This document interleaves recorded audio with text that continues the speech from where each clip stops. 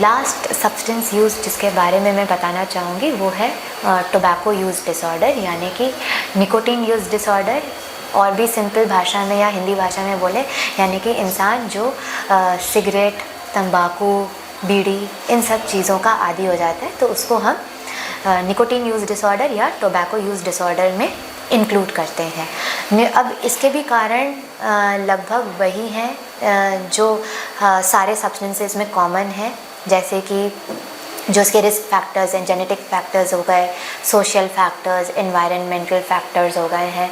अब निकोटीन और जो निकोटीन जो उसका कंपाउंड है हर टोबैको में, सिगरेट में, बीड़ी में, आपके गुटखा खैनी में, तो सब में कहीं ना कहीं निकोटीन प्रेजेंट होता है। अब ये मैटर, अब अगर आप कैफ़ीन है तो कॉफ़ी है तो उसमें भी निकोटीन वैल्यू प्रेजेंट होती है, चाय में भी निकोटीन वैल्यू प्रेजेंट होती है। लेकिन ये देखा गया है कि निकोटीन वैल्यूज़ जो हैं वो सबसे ज़्यादा सिगरेट में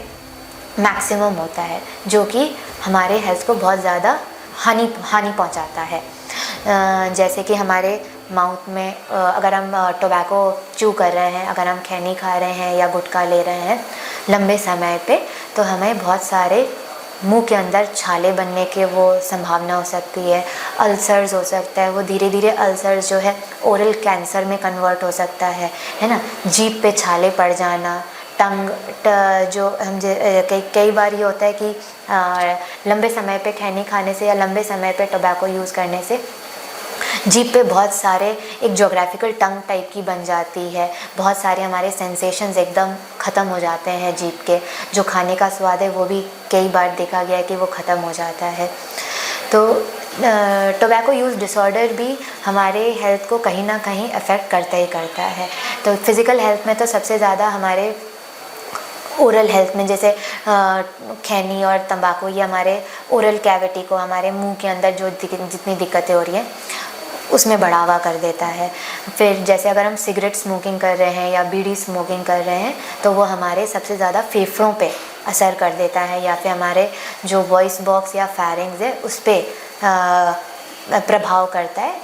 फेरेंजियल कैंसर होना, लैरिंग्स का कैंसर होना, या फिर हमारे लंग कैंसर जो सबसे ज़्यादा कॉमन है, फेफड़ों का जो कैंसर होता है उसमें सबसे ज़्यादा सिगरेट स्मोकिंग बहुत हार्मफुल है। फिर अब मैं ये बताना चाहूँगी कि जनरली लोग आते नहीं हैं टोबैको और सिगरेट को छुड़ाने के लिए, क्योंकि उन्हें लगता है ये छोटी सी चीज़ है, ये धीरे धीरे हट जाएगी। बट जनरली ऐसा होता नहीं है। जिसका भी नशा होता है तो नशा करना बहुत आसान है, बट उसको छुड़ाना 10 टाइम्स या 100 टाइम्स मुश्किल होता है। इसका भी कारण यही है कि जब धीरे धीरे करके पीयर प्रेशर में, या फिर अगर वो डिप्रेस्ड हैं या फिर बहुत ज़्यादा घबराए हुए हैं, तो जो निकोटीन क्या करता है वो भी एक एंडोर्फिन जो केमिकल है उसको रिलीज़ करता है, और जो हमारे हाइपर एक्साइटेबिलिटी एरियाज़ है, मतलब कि जो जब हम बहुत ज़्यादा घबरा जाते हैं, हमारी दिल धड़कन बहुत तेज़ हो जाती है, या फिर हम बहुत ज़्यादा नर्वस फील करने लग जाते हैं, तब ये टोबैको और निकोटीन जो है इन स्ट्रेस लेवल्स को रिड्यूस कर देता है। पर एक तरफ तो ये स्ट्रेस लेवल्स रिड्यूस कर रहे हैं, बट दूसरी तरफ ये इंसान को एडिक्ट कर देता है उसके ऊपर निर्भर रहने की। तो इंसान जहाँ कई बार एक से स्टार्ट करता है, ग्रेजुअली डाउन द टाइम वो 3-4 कभी कभी पूरा एक बंडल या एक पूरा packet of cigarette per day use होना शुरू हो जाता है। तो इसके लिए भी हमारे पास बहुत सारे टेक्निक्स हैं, बहुत सारी ऐसी दवाइयाँ हैं जो कि इस चीज़ को छुड़ाने में मदद करती हैं। बहुत सारे आजकल नई नई टेक्नोलॉजीज़ आ गई हैं, नई नई तरीके की दवाई नहीं है बट एक अलग फॉर्म में